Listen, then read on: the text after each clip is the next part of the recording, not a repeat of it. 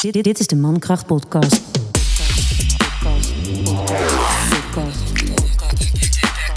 Bek2Bek.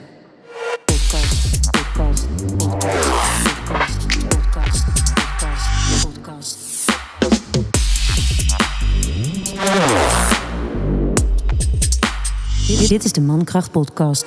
Bek2Bek. Ladies and gentlemen, welcome to another episode of the Mankracht podcast Bek2Bek, this time in English. And this is a podcast where I'm not only asking questions to my guest, but my guest hopefully has prepared some questions for me as well.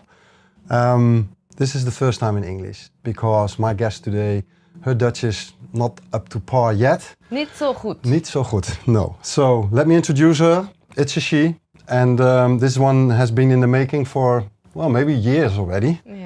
But here we are. So, today my guest, she's the captain of the new Tantra. Her mission is to grow the TNT community and help more people find ease around sexuality. Mm-hmm. She's sharp, funny, nerdy, and Norwegian. And when it comes to sexuality, she is the most relaxed person I know. When she's not leading workshops, she's resting, working on her squats, or playing Dungeons and Dragons with her friends. I heard rumors also that she walks around the house naked and she shares her house with 3 toy rats. Let that land for a bit. Timo Welcome. Thank you. He did tell me he gave you some dirt. Yeah, he gave me some dirt. There's a lot of walking around naked at home, that's true. That you do, huh? Yeah. Welcome, Paris. Hi. Good to have you here. Hey, I have a few dilemmas for you. Okay. I would like to start with that, and then we take it from there. All right. Yeah? Shoot. So, don't think, react. Teaching or being taught? Being taught. Being taught. All right. Rest or movement? Movement. Yeah, Yeah. I notice it. Yeah. Solo or together? I mean, they're both good, but ultimately we die alone, so solo. Yeah. Yeah. Yeah. I can relate to that. Mm. Yeah. It's interesting. We're going to talk about that later. Okay, cool. Leather or latex? Don't hate me. I know. I love latex, but I'm gonna choose leather for the practicality. Okay. Yeah. Oh, well, maybe we're going to talk about that also, yeah. Mm-hmm. Then there's Dungeons or Dragons? Dragon. Dragons. Okay. Cock or pussy? Cock. Pussy or ass? Ass. Ass or cock? Ass. Yeah. Okay, good. Yeah. Don't need to think long about No, that. no, exactly. Thanks. Hey, Paris, we met in November 2012 it was. So that's 14 years ago. We met at an advanced workshop, at the time led by Alex Fortman. I was there with my wife, Saskia. We were still together. And we were doing level 1 only. And then straight after that, there was a level 2. And then you came in as well. That's where we met. And since then, we have been doing a lot of stuff together. We have been working together within the realms of TNT, the new Tantra. We're going to talk about that later, what that actually is. You've been helping me out with Mankracht also for a period of time. Yeah. During COVID. That was interesting. Yeah. Not so much Tantra going on during COVID, No. unfortunately. So we've been entangled since 2012. Mm-hmm. Yeah. So again, it's really good to have you here. Yeah, thank you. Yeah. It's nice to chat with you. Yeah. Hey, making TNT bigger. I don't want to go into the content straight away, but I would love to tip on let's say the theme of life purpose. Yeah. As this is your purpose, as you radiate that, you acting like that. So how do you, Paris, relate to life purpose in general before we go actually into your purpose? So does it make sense? Yeah. Yeah.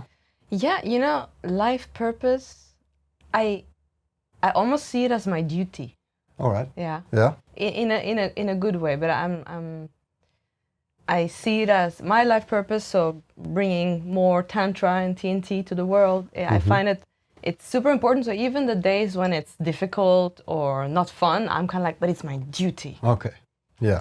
This is what I there are people out there who need it. It's not for everybody. We know that. Yeah, we know that. Yeah. But for the ones that it is for, they really need that stuff. So I see it as my duty to bring that, and that's sort of how I relate to life purpose. Okay.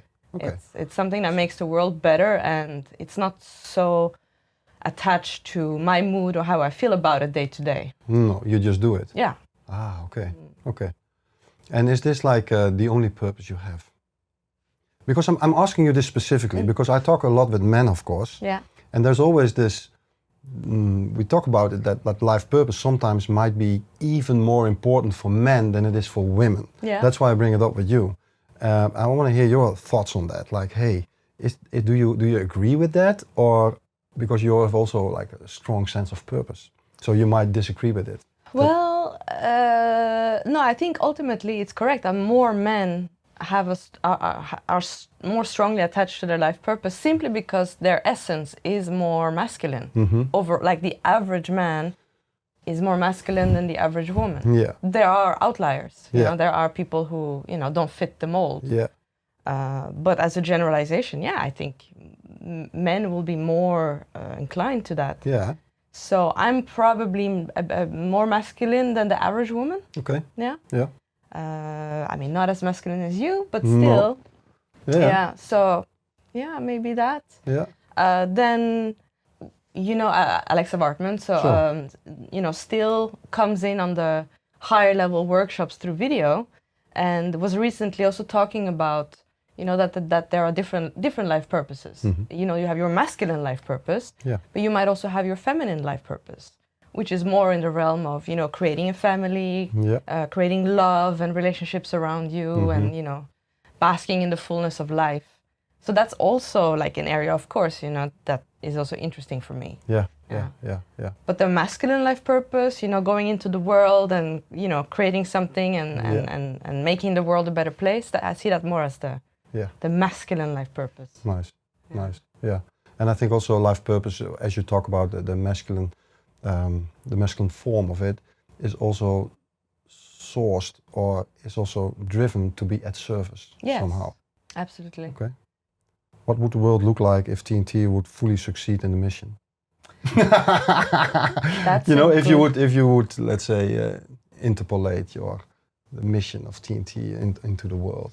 I mean, but if you extract it all the way, like the highest form, I mean, I think that would be a really cool society because, first of all, women would have really soft pussies, you know, because we do the internal deep vaginal massages and we remove tension and things like that on the workshops. So ultimately that leads to less painful childbirth. Okay. So that means children coming into the world without all this contraction and pain and tension. So that's one big win. Yeah. And then, you know, people being relaxed with their sexuality and working on their ego patterns like we do in TNT, that would create a lot more conscious and authentic people. So I think, ultimately, that would be a really cool society. Yeah. Like, I would really love that. Yeah. Now, is it possible? Who knows? Doesn't matter really. No. And it's also interesting because at the start of this session, you also said like, okay, but it's not for everyone. No. You know, so in this current state of the world, no, it's no. not. Okay. So that's the nuance there. Yeah. Yeah. That makes sense. So maybe for the people that are listening or watching this, and maybe they're not fully aware of what the new Tantra actually is, maybe you can share a little bit of what actually TNT is. You know, this is your baby, so to speak, almost, huh? Yeah. So what is it? Yeah. Well, so the new Tantra was founded by Alexa Bartman, who is an Australian Tantra teacher and sexologist, in the line of Crazy Wisdom. Check. Right, so Crazy Wisdom. So it's a non-religious organization, but Crazy Wisdom is this Buddhist lineage that it's sort of like the sex, drugs, and rock and roll Buddhism, right? Yeah. Where you do practices that challenge your ego patterns. So we will do practices that are unconventional sometimes. Yeah. That sort of shock you out of your normal ego behavior patterns. Yeah. And it's all inclusive, you know, so we don't, it's of course, you know, breathing, connection, all that is important, but anal sex and group sex fantasies, things that drive people often a lot, are also welcome. Yeah. So the New Tantra is an organization. We're based in the Netherlands, and we have workshops. And the first workshops are the sexual levels. Oh, yeah. So you deal with your sexuality, and then we have all the higher level workshops which deal more with devotion, working on your ego, meditation, finding life purpose, earning money with that, and serving the world. So, but we start with the sex part because that's the part that a lot of people don't get right, and they waste a lot of time and energy. Yeah. Fantasizing, draining their energy. Watching porn. Exactly. Yeah. Also, not being honest and cheating and doing all the stuff that could be done in a more conscious way. Yeah. So that's sort of that's the mission. Yeah. And I can imagine, because of course I've been part of TNT, so part of this I already know, of course. Yeah, can I ask you also questions? Yeah, sure, yeah. Yeah, because I was wondering, so we met in 2012. 2012, yeah. Yeah. So do you consider yourself tantric? Yeah. Yeah. Yeah. Well, we have to define, of course, what tantric is, but there is still a few tantric practices that I do, which is one of the most important one is the non-coming practice. That's the one I was going to ask you. When was the last time you had a miss? Yeah. Well, that was actually last week. Oh, shit. Anyway, but I'm usually on 2 months. That's like wow, that's good. that's like yeah. I keep track of it for years already. So it's like 10, 12 times a year I have a miss. Usually wet dreams. Yeah. But yeah. So that's one of the tantric practices, I would say. But the other one is also like doing the opposite. Yeah. And that's also what I, in my coaching practice, invite people, men, a lot to do as well. Hey, do the opposite, If it causes a bit of fear in your system, well, if it's not too much, just try it, Nice. to see if you get some other outcome. Oh, cool. Yeah. But how would you define being tantric, Paris? I mean, the most basic practice is what you said. It's to not give in to that short spasm orgasm, right? So exactly. for men, ejaculation. For women, rubbing the clit into that little 5 to 10 second spasm of pleasure. Exactly. Yeah. Because if you delay it, there's a lot more gratification that comes later. Definitely. But that is the price of Tantra, is to give up the little short-term gratification orgasm, because it's so goal-oriented. So if you remove it, it changes everything. Yeah. Yeah. So you say that's the price of being tantric, and this is pretty much sexually focused, because I think there's way more to Tantra than only the sex, of course.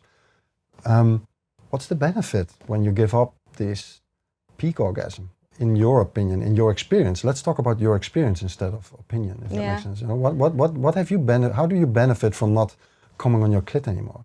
I mean, so there's, like you said, so there's the physical sexual part. So I can have much deeper orgasms everywhere else.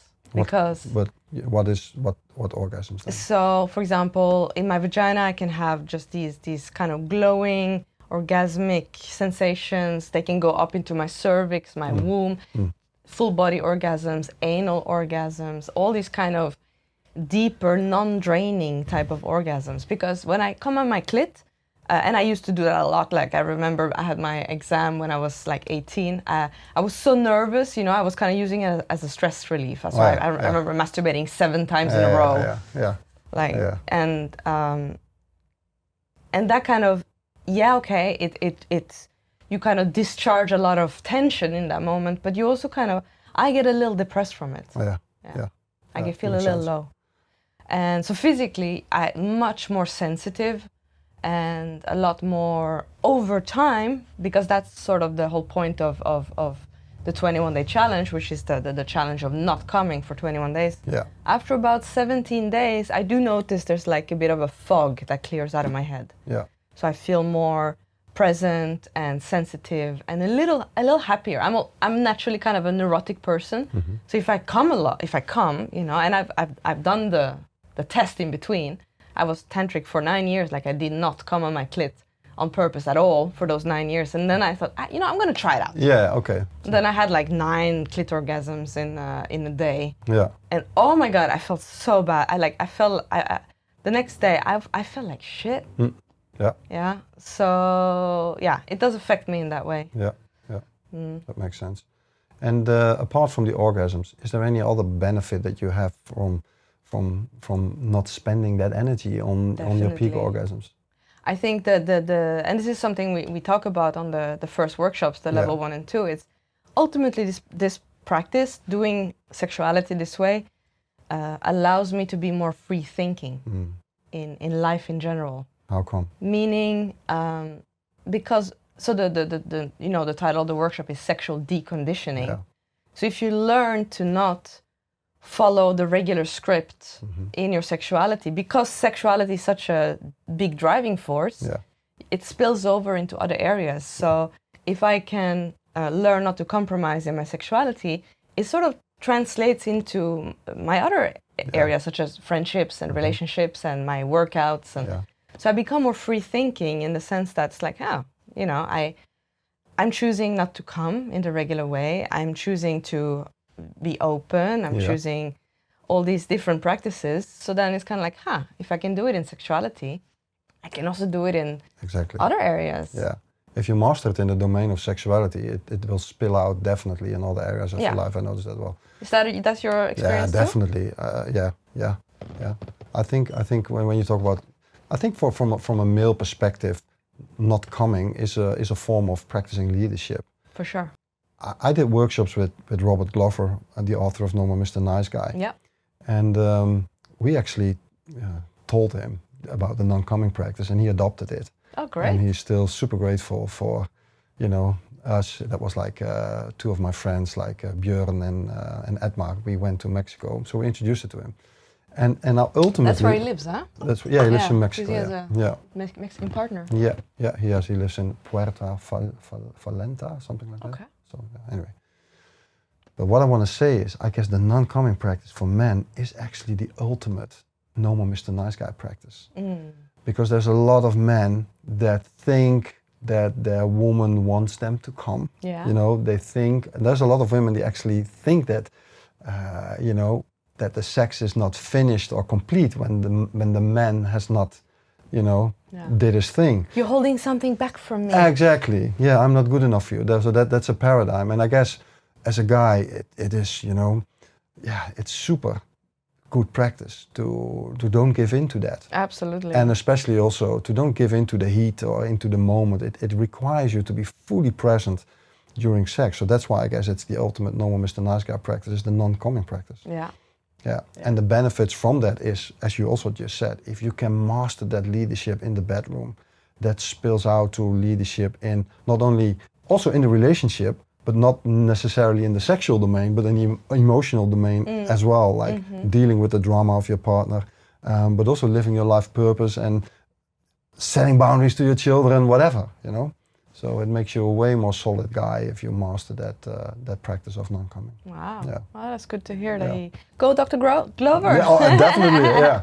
Actually, last year I was with David Deda, and Robert Glover was there as a participant as well. That was really nice, yeah. Oh, cool. Yeah, cool. Yeah, oh, no, but that makes total sense because, that's always what we say on the workshops. It's easier for women to become tantric than men. Yeah. Because we can simply, not touch our clit, and our bodies are kind of made for surrender and tantra. So, of course, for us, it's like we have to practice, for example, our masculine side, taking charge and leading and all that. But for the men to control that ejaculation reflex, it can take up to 1 or 2 years to definitely. fully master it. Yeah. So the men who practice tantra, they have a huge leg up. Yeah, it was 2 years practice for me before I could start feeling a little bit that I'm on top of it. Yeah, but you had benefits before that, right? Yeah, for sure. Yeah, no, definitely. But yeah, you are being confronted with as a man, if you start practicing non-coming, you're being confronted with your, let's say, addiction of coming, especially when you've been watching porn so much. Then it's really difficult to let go of that. That intuition almost of coming, there's always, sexuality is always connected to coming, for a lot of men.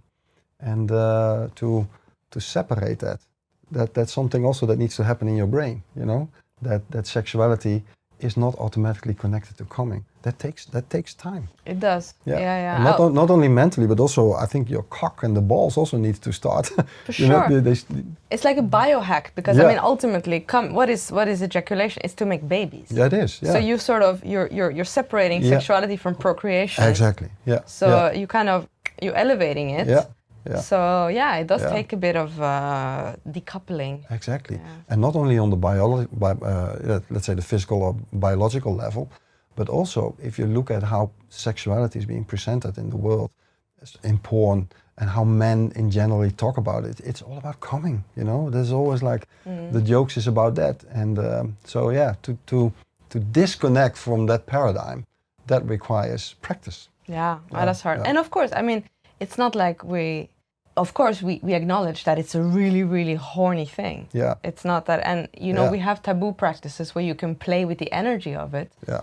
But learning before you go there to the taboo fantasies, learning how to control it for real, and get away from that addiction, like you say, like the biggest addiction on the planet. Yeah, it is. That's the first step. Yeah. And again, last thing about this, it's really by not doing it, it's really fighting the general paradigm of sexuality.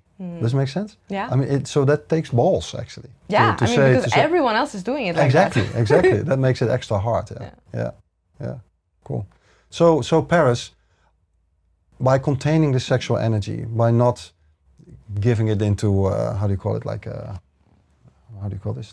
tissue. Yeah. For a man, and that's not if in a Kleenex. Yeah. Not so with all that energy. So how do you actually notice that you can actually do other stuff with that energy? How do you live that sexual energy in other realms of your life? I mean, let's talk about the benefits, because I get asked this question a lot also from men. So, but how do I rechannel that sexual energy into other areas of my life? How do I do that? You know, what would be your answer for that question? I mean, there's so many ways. Basically, anything else that interests you, you put more energy into those areas. Yeah, but how do I know that is my sexual energy, that is not in the tissue, but that then is then, for instance, into, I don't know, building a house or whatever? How do I know? How do you know? Yeah, do you have an answer for that? I'm not sure. Maybe also because I've been doing it for so long, for me it's second nature, right? All right, yeah. But I talk to a lot of people who say, first of all, they need less sleep. Yeah. They need. It's not just more physical energy, though that is a fact. A lot of people I know who they will work out more. Okay. They will have stronger gym sessions. Nice. Like we have a group on our platform, Global Network. We have a subgroup called Make TNT Fit Again. Yeah. And that group's very active. Yeah. Like people are getting sporty, so that's one. They make challenges for each other or for themselves. Yes. Yeah. But also I think just because you're not so drained, it creates smoother relationships, because when you come, at least that's my experience, I get a bit more grumpy. Yeah. And then with my partner back in the day, like 14 years ago, I remember very well being annoyed more easily. All right. So if you're not constantly a bit annoyed, a bit turned off, a bit like grumpy with your partner, that itself will create a lot more space. Okay. Yeah. Right? You can just focus on more productive things. Mm-hmm. Yeah. So I do feel it's. Yeah. I mean, it's a little bit hard, but if I look at the people in TNT that have been doing this for a long time, I mean, they're functional people. Mm-hmm. Yeah. And they go for their dreams. Yeah. And they're trying to create things, and they have this service mindset. Mm-hmm. Like, how can I serve the world? Yeah. And I think that's very admirable. Yeah. And I think it's harder to keep that up if you feel physically drained. Yeah. From coming. Yeah. Well, thanks for sharing it like that. I want to add to that in my experience in let's say rechanneling that energy, which is there because I don't come. But there's another aspect to it, because what I found in my experience over the past 10 years, practicing Tantra with my wife as well, is living out fantasies, doing all the things that, I considered previously as, oh, I can't do that, but then suddenly there is the realm of Tantra where you can actually explore and do a lot of things. Yeah, I mean, people can't see, but you have this beautiful Yeah. calendar over here. Yeah, yeah. With all these hot chicks in latex. Yeah, yeah. Well, yeah, and that, yeah. Well, a bit of nuance to that, because that is beyond porn for me. This is art, you know. Sure, it's This beautiful. is, yeah, exactly. Yeah. Anyway, but what I want to say is what I noticed, and I talked a lot about this with my buddy Luke Pim. You know, one of the guys that also is Very successful artist. Very successful. I see reels of his on Instagram all the time these days. Yeah. He's going. He's very strong. Yeah. Yeah. So, by having lived out a lot of sexual fantasies, by not coming, and I noticed, at least in my system, that my neediness or my longing or my need, it's really my need for, you know, the sharpness or the strength of this longing is going away, you know? It's like, and that, so in my mind, I'm less occupied with sexual fantasies. Good. I'm less occupied with thinking about sex. When I do see a hot woman, of course I still think like, she's hot. But it's not like, that I want something. No, it's like, she's hot. And, you know, breathe through it. Yeah. And I think that is a symptom or a signal that, you know, I'm not being distracted by sexuality anymore. Yes, exactly. Yeah? Because, and I think that's also like a great benefit of doing your tantric practice. That at some point, you know, you can really challenge your energy to other stuff because you're not pulled towards sexuality anymore, because you know you did your work, or you have done your work, or you're doing your work there. Exactly. No, for sure. And that's why Alex Wartman put sexuality at the beginning of the journey in TNT, because it's sort of a ultimate. I mean, it's a basic biological need that we cannot suppress. No. Right? If we're interested in sex, we have to live that out. Yeah. But if you live it out and you don't come and, like you say, you fulfill your fantasies, your neediness will greatly diminish. It just it loses its grip on you. And that is so relaxing. And I think, especially as a guy, because most guys are just like like this, right? Really. If you don't have that, first of all, you become super sexy. Because all the women are like, oh my God, he doesn't need me. Oh, me once.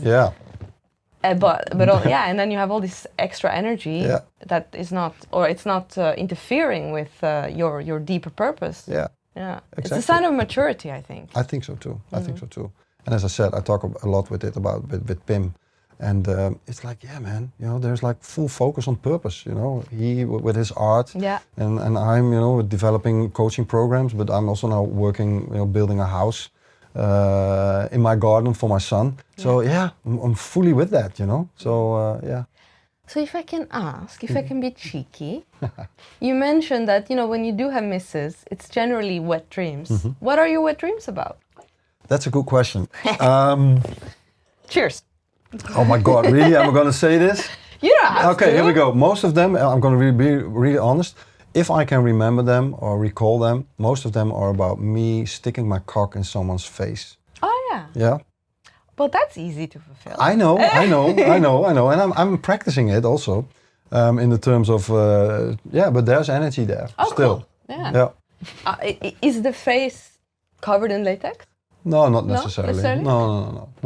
Cool. But it is. I notice, you know, the energy is about it, because I think it's some of an ultimate form of, call it dominance, when you do that to a woman, you know. And of course, I'm not want to abuse women, but it is for me that resembles a strong dominance position when you do that. For sure. You know?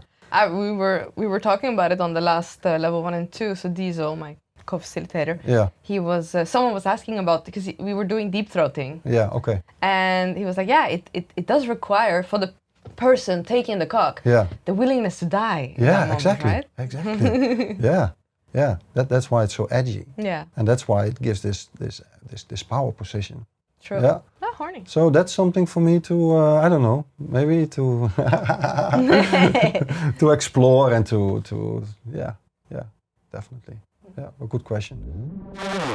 So, Paris. Yeah. What's beyond sexuality then? Within TNT, but also within you. You know? Let's start there. I mean, as you said, TNT starts with sexuality. Okay, once you tick that off, what is next? I feel like the next big step, the two next big steps are dealing with your ego patterns. Yeah. Yeah, and actually what you said, doing the opposite. Mm-hmm. Because basically you learn about how your ego operates, your specific ego structure, and then the whole rest of your life you design practices doing the opposite practices to counter those tendencies. Mm-hmm. Okay. So I think that's the next big step. You do the opposite of what your ego, like your conditioned programmed self, wants to do. So what have you done? What are you doing differently now in comparison to, let's say, 8 years ago, 10 years ago? I mean, for sure, it's stepping up in the realm of, I mean, I'm doing public speaking now on the behalf of TNT, doing intro talks. Yeah. That is not something my ego thinks is really cool. No? No, I mean, no, I would rather hide away and be visible. Like I always say, I'm a very good secretary. Oh, yeah. Yeah. Yeah. Yeah, and I was kind of I was your assistant. Yeah. I love being number 2 in that sense. Okay. Being the backstage ninja. Yes. Yeah. Yes, I'm very good at that. Before I did Tantra, I was a concert producer for a while, for example. You're that element between the audience and the artists. Yeah. I'm quite good at that. Yeah. But it's really good for me to step up and like, hey, it's not about me ultimately. No. I'm fortunate enough to have learned these practices. Yeah. And there are people out there who need it. Okay, I'm gonna go out there and talk about it. Okay, cool. So what was tough for you? Because I think when I think about learning to deal with your ego patterns, there's also this term that's being used within TNT, but also on other places, like ego death. Mm-hmm. Where you're being confronted with parts and you're like, oh, and that's also it's practicing dying also a little bit when you start looking at your ego patterns and start realizing how defensive they can be, or not serving. They can be very protective towards you. Mm-hmm. So can you share a little bit about moments where you kind of died when it comes to your ego patterns? Does it make sense what I'm asking? Yeah. Is that also like being in front of a group or? Yeah, but also, I mean, depending on what kind of ego you have, you might think that you are doing a lot better than you are, or you might think that you're doing a lot worse than you are. Oh, yeah. Okay. And for some people, they have both of these tendencies at the same time, right? Yeah. But I remember very well, like a little ego death moment. It was the first night of level 2, and I was leading it with our friend Timo, Konstantin. Mm-hmm. And I don't know, I was having an ego moment where I just looked at everyone playing around and I was thinking, oh God, we did such a bad job. Everything is going to shit, everything is bad. And I was complaining to him. Really? Yeah, I was complaining to him about it. And then one of the participants, literally in that exact moment, came behind us, put both of his hands around our shoulders and went, oh my God, this is such a good night. You guys are doing such a great job. And my ego just went, oh, okay. Yeah. Okay. So I was complaining for nothing. Yeah. Okay. So that was a little ego death moment there. Yeah. Okay. Yeah. So that was your maybe your victimhood a little bit. Yes. Oh, totally. I was going into the sulking victim. Yeah, exactly. It's not perfect. It's not this. Okay. And you have this image. Oh, it should be like this and like this. Yeah. But it's not up to you ultimately. Yeah. Do your best, and then it's. Yeah. And this is where the what I said, that the other part beyond sexuality, devotion, which to me is letting go of the fact that you have to do it from yourself. But you don't have to believe in anything religious or spiritual, but just feel like the universe, something bigger than you, is running the show, and you are doing your best. Yeah. But ultimately, if it works or not, it's not up to you. No. That keeps you humble. Yeah. Right. So it's kind of like, I did my best.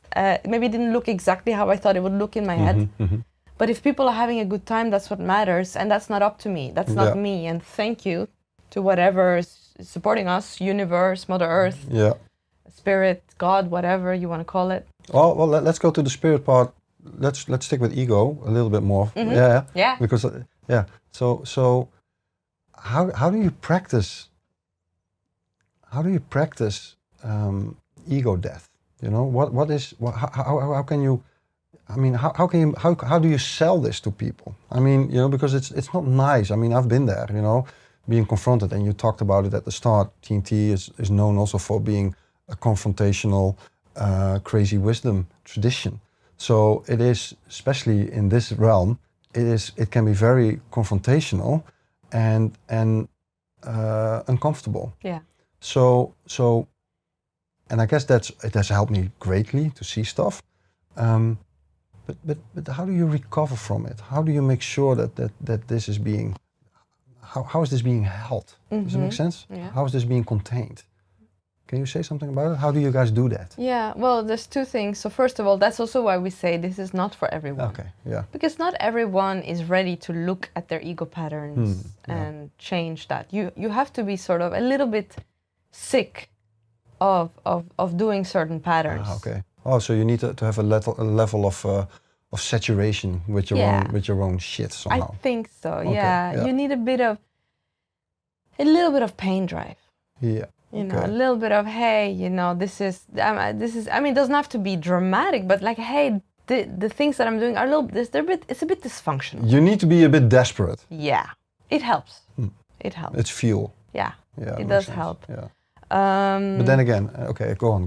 Yeah. So that's why I said it's not necessarily for everyone, because not everyone wants to, you know, get sick of their patterns. No. And that's okay, you know. No. Because some people actually like it to be in their patterns. Yeah, it's comfortable, Yeah, or exactly, it's familiar. Yeah, it's familiar. Yeah. I think that's the right word. Yeah, I see that a lot in my practice as well. Yeah, and I think for some people, if you would pull that rug out of under their feet, it would be too destabilizing. And that's fine, you know. People take, you know, I can look back at my life. There's 14 years ago, some of the things I know now, back then, I would have crumbled. Yeah. So I wasn't ready. No. It took maybe 7 years before I was ready. Yeah. That's fine. Yeah. But your question again? No, it's also like how as a facilitator of these spaces where you confront people, where you practice with this, you know, how do you contain this? You know, how do you make sure that people don't go really crazy? Yeah. Does it make sense? Yes. Yeah. So what is Can you say something about it? For sure. Well, first of all, this is also why we have like the more fun levels, like sexuality up front. It's also a way to filter people. Yeah. You know, like on level one is an open level. And we also ask people, have you done therapy before? Because, you know, we're not a therapy space. No. We're a spiritual practice space. Yeah. But therapy is really necessary for most people. Yeah, true. So have you done some therapy? And then they do level one, and then we might pass you or not. If you're not ready to move up to level 2, we will let you know, and then go do some work on yourself, integrate, come back. That's also fine. You can come back. A lot of people repeat and do very well the second Next time. Yeah. But we sort of course, checking people out and filtering them, level 1, level 2, to see what they can handle. Yeah, so that's the filter up front. And then again, in that process of ego confronting. Yeah, okay, so how do you contain people there? Yeah, I mean, because the thing is, that's a good thing about sexuality. Like, what was it?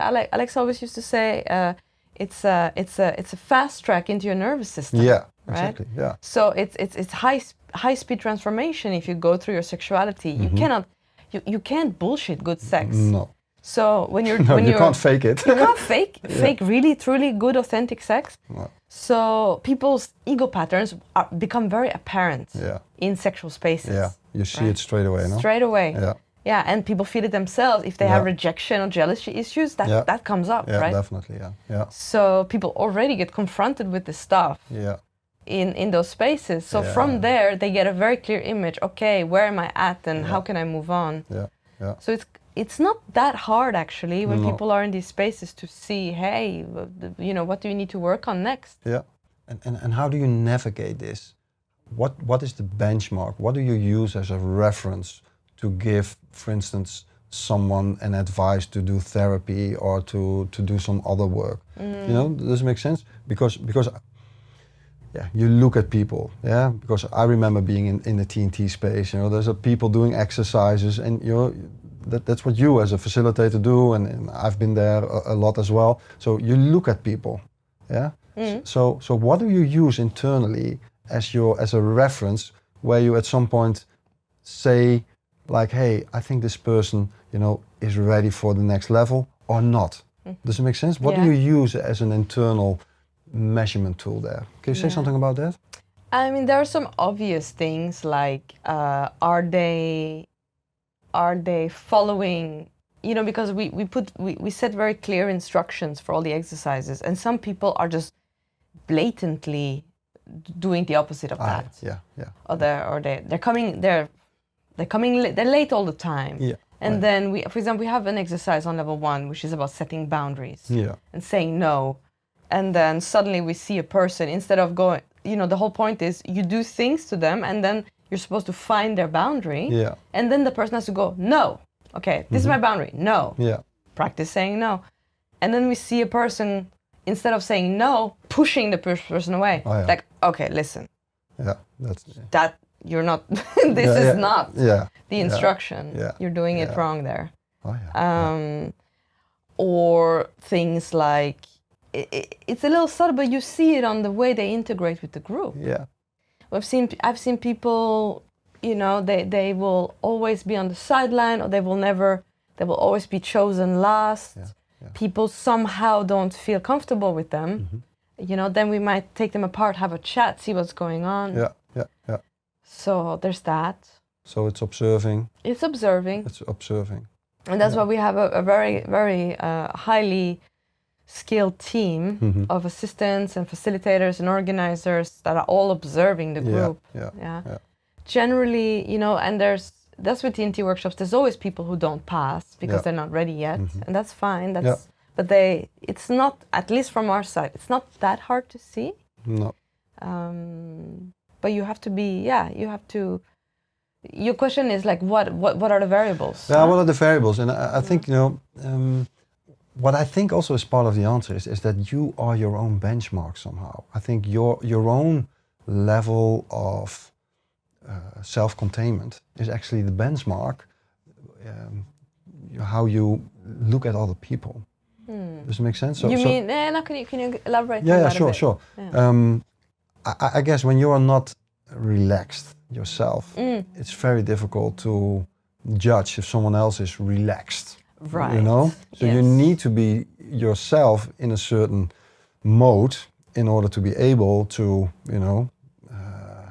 to see if someone else is, at least first to invite other people to that same level of relaxedness. Oh, that's very true. Yeah? Yeah, I mean, I've heard of people who give Tantra workshops, but then it turns out that they don't have any sex in their private life. Yeah. I find that a bit strange. Me too. Like, why would you lead a sexual workshop if you personally don't have any sex? Yeah. Like, unless you've transcended it all. But yeah. So that's also what I said at the start, I know you quite some time now. So, and I noticed that you were super relaxed around sexuality. I found it sometimes even intimidating is a big word, but it's also like, oh my God, she's so relaxed. With that, nothing is off the table, everything is there.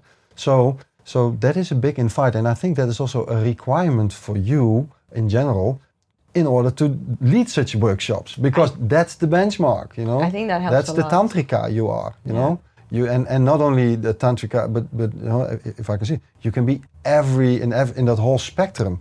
You embody so many different flavors. You can be on the masculine side. You can be on the feminine side. You can be dominant. You can be submissive. So you if there's you have this ownership, and I guess that is a requirement in order to be able to see where other people are.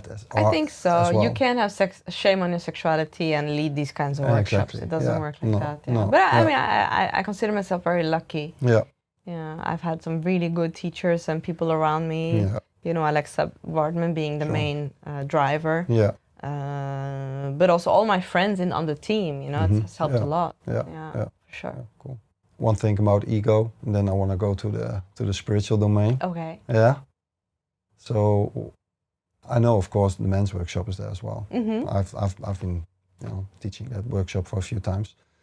Talking about ego death, for a lot of men, it's very confronting to be stepping up towards uncomfortable situations in their relationship with women. How would you describe that as part of the spiritual practice within TNT, dealing with uncomfortable situations in your relationship, specifically for men? I mean, I don't mean to be rude, but it's like, hey, come on, it's bare minimum. Relationships are not. It's not a Disney movie. No. Right? No. It is uncomfortable at times. At times. Yeah, because you're dealing with each other's egos. Yeah. So I think that's, if you want to have a really good relationship and be the man in your relationship, you need to be able to deal with those uncomfortable situations for sure. Yeah. Well, give an example. I mean, what do you think? Because you say like, hey, you don't want to be rude, or what are you saying? It's like, okay, so I hear in that you basically you're saying, men, step it up. Yeah. Yeah. Yes. Yeah. Yes. Also because I mean the average woman has a bigger emotional body than the average man. Yeah. So there is going to be more movement. Yes, emotional movement. Tumultuation. There's going to be a lot more, not just drama, but also just it's going to be more emotions, period. Yeah. And if you as a guy are afraid of that because you haven't dealt with your mommy issues or whatever happened to you when you grew up, you're going to have trouble holding space for your woman. Exactly. Yeah. And all the stuff that are coming out. So I'm like, you need to not be afraid of that. Yeah. Yeah. Yeah, otherwise it's not going to, you're not going to go very far. She's going to feel, or she's going to walk all over you. And that's going to kill your polarity. You're not going to have very good sex because she's not going to respect you. Yeah. Yeah. Yeah. Or she's just not going to feel safe with you because she can feel that whenever there's emotions coming up, he gets very shaky. Either goes into fight or goes into flight, or into pleasing, fawning, Good. No, that's what I want to hear because I think I agree. I think we men need to become more comfortable with the emotions of our partners. Yeah, I mean that's what the No Mr. Nice Guy is about, also, isn't it? Yeah, it is also about that. It's a bit of a different angle towards it. But I recently heard a podcast where they talked about containment. Mm-hmm. As a man, if you want to be a leader in a relationship, you have to somehow contain your woman. That was you were talking about, like be present with everything she throws at you in terms of emotions, things that she's saying, things that she's doing, and instead of being afraid of that or checking out from that, which a lot of men do, checking out in one way or another. For sure, and also setting boundaries. Because we can. People can be unreasonable. Definitely. Especially if you get emotionally triggered. Yeah. At least when I'm emotionally triggered, I feel like I get very childish. Mm-hmm. Okay. So then it's good to have someone who goes, hey, you're childish. Yeah. Don't do this. Yeah. Okay. Yeah. But with empathy. Yeah. Yeah. Of course. That's important. Yeah. But someone that you feel can stand their ground. Yeah.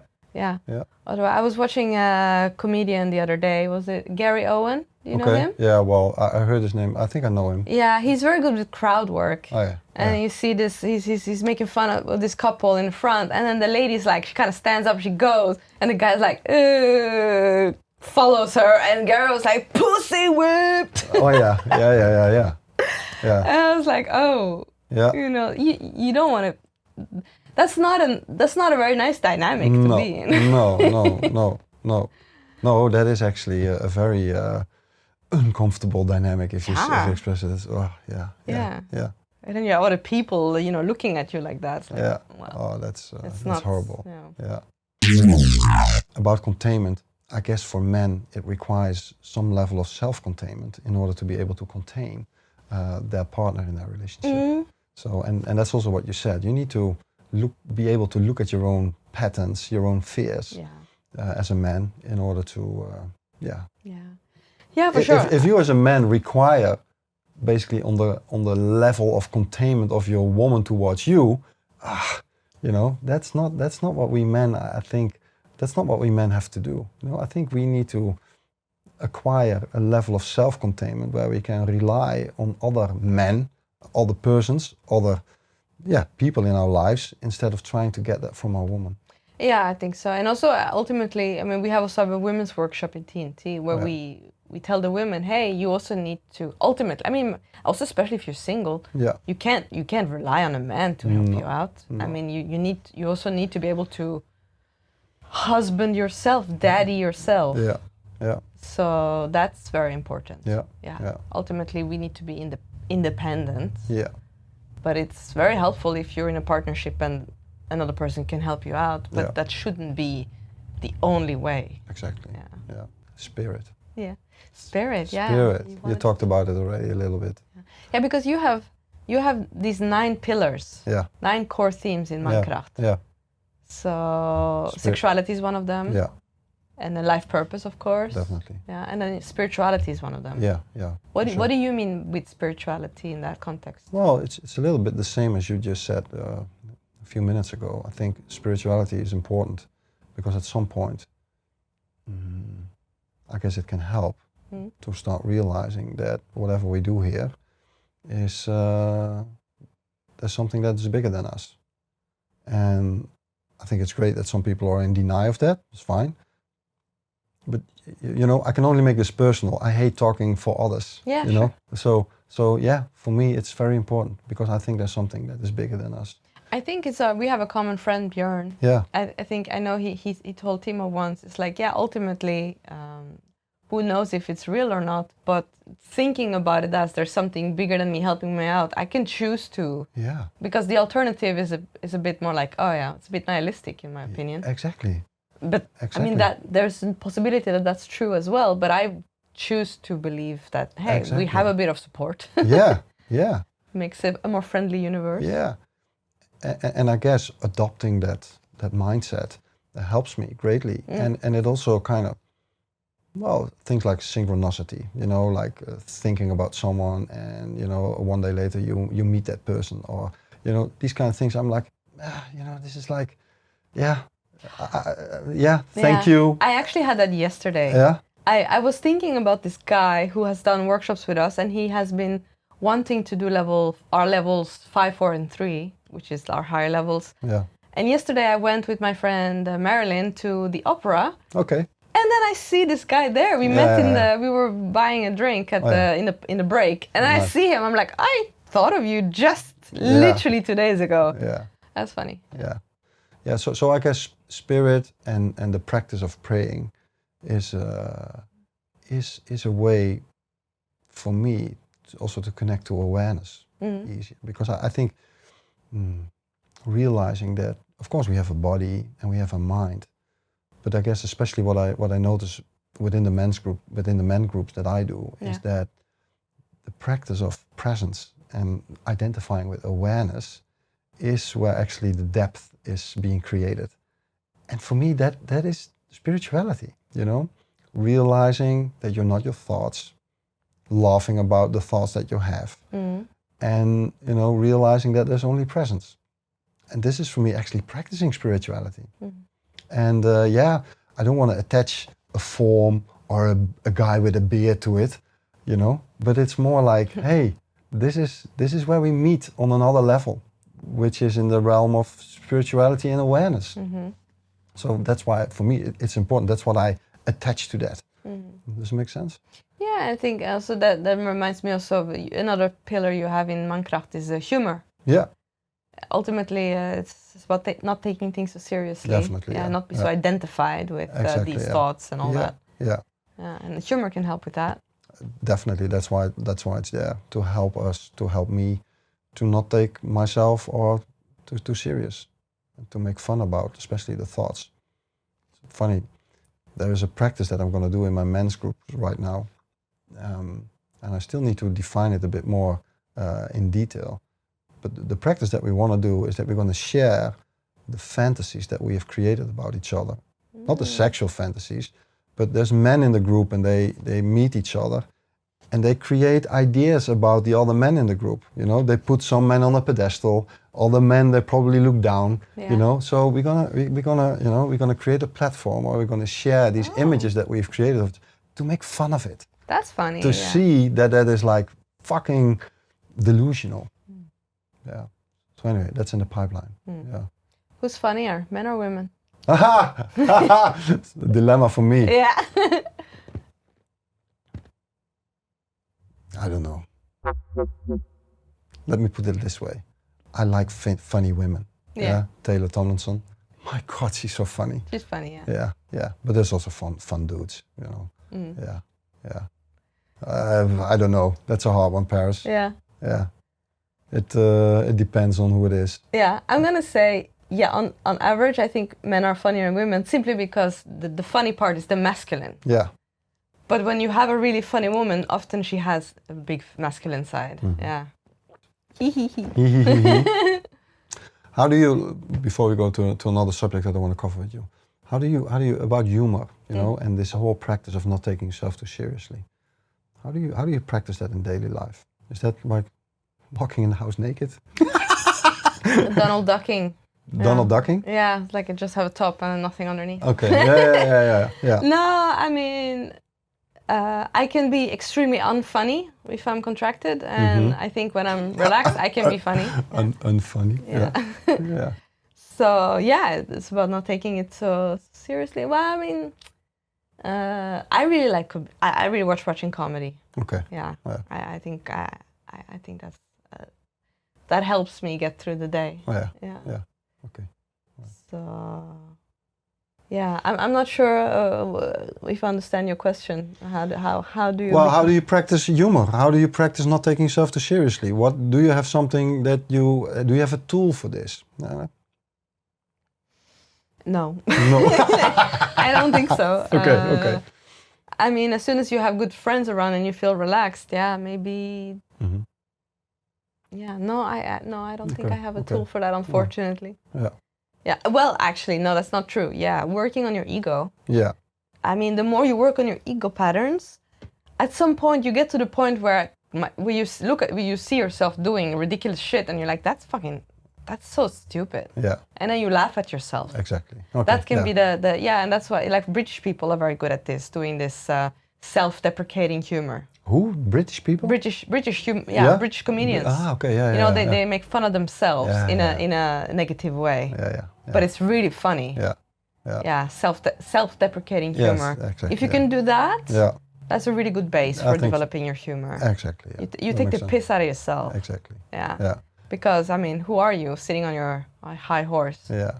Yeah. Yeah. Laugh at yourself a Yeah. little. Laugh about your own misery. Yeah. Or like if we at home, you know, because we live with Timo and 3 women. Yeah. If we make drama and we catch ourselves, we make fun of our own dramas. Yeah.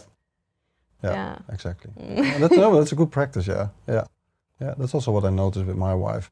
There's moments where it's like super serious into the drama, and it's always so good to have a laugh about it once we are back at normal. Definitely. You know? That's a good practice, yeah. Yeah, and it's always, I mean, you see that when you ask women, oh, what do you look for in a man? A lot of women are like, oh, I want I want it to be, make me laugh. Yeah. Make me laugh. Yeah. I think that's also, let's say, a sign that a man can contain, that he's not afraid of a woman.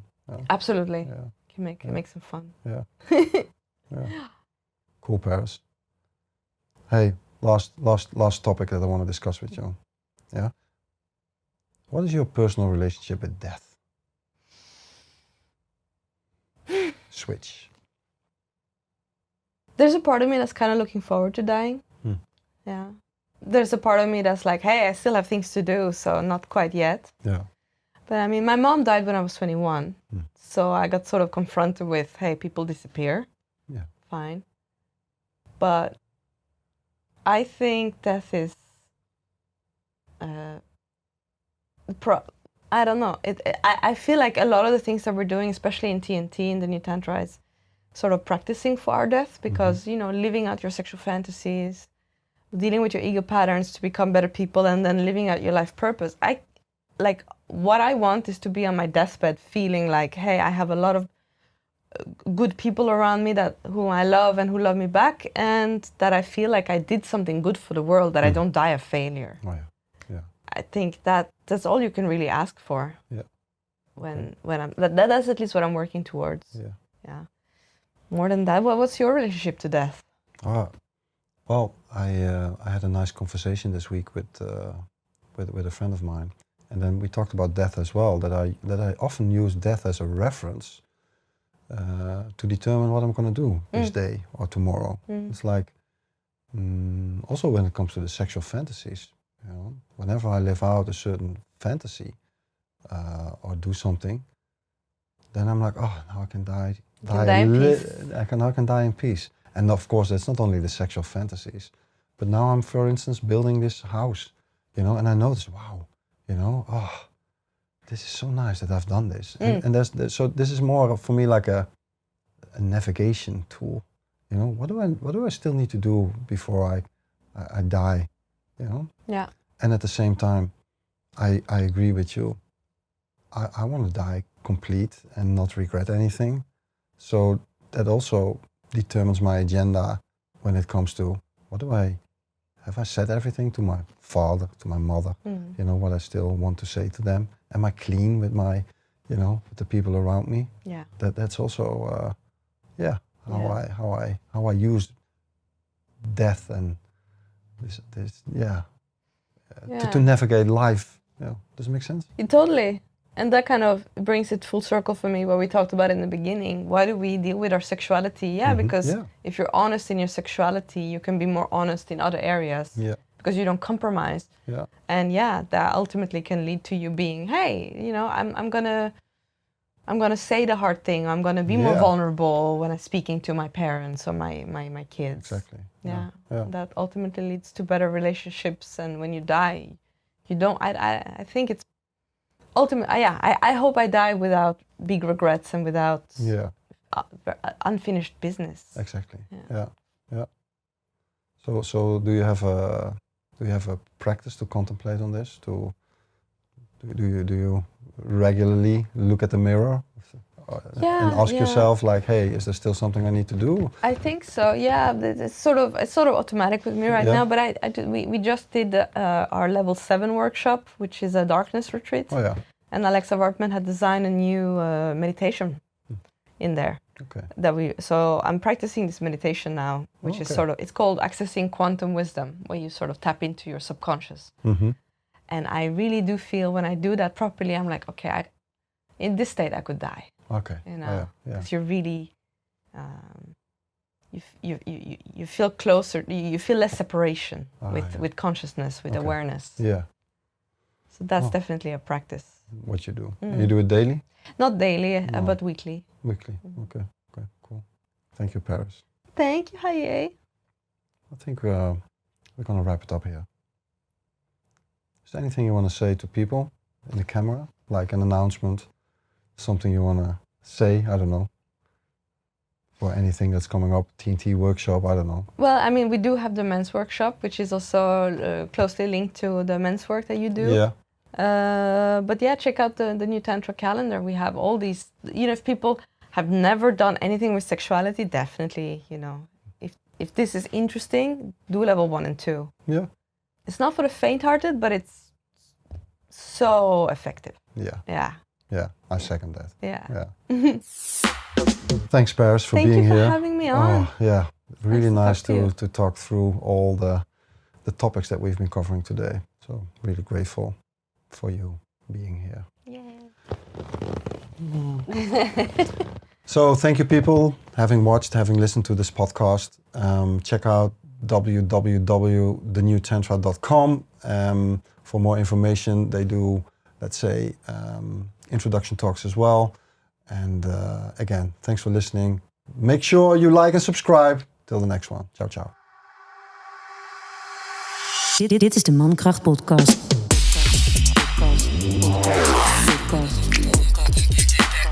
Bek2Bek.